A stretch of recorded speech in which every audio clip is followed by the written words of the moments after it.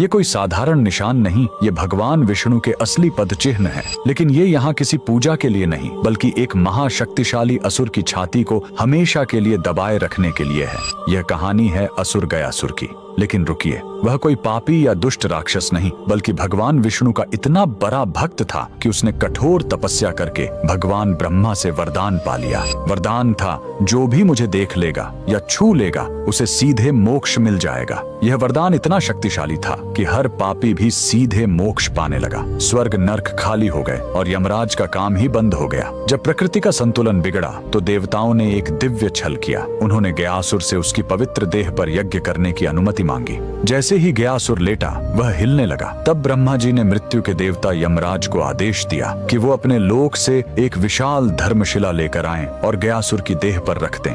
लेकिन गयासुर फिर भी हिलता रहा।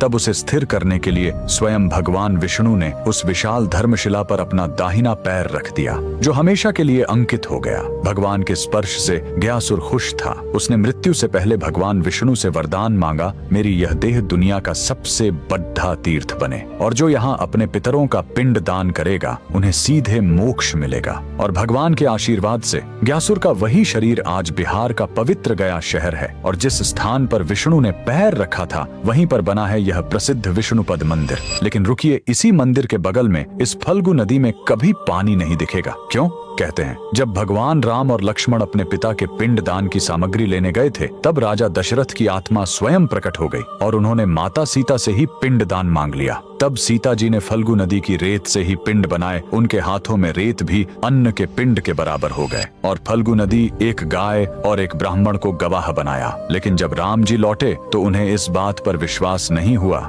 कि बिना सामग्री के पिंड दान कैसे हो सकता है। और राम के अविश्वास को देखकर तीनों गवाह डर गए और झूठ बोल गए। तब क्रोधित होकर सीता जी ने तीनों को श्राप दे दिया और फल्गु नदी को श्राप मिला कि तुम हमेशा सतह के नीचे ही बहोगी। कमेंट में जय श्री विष्णु जरूर लिखें।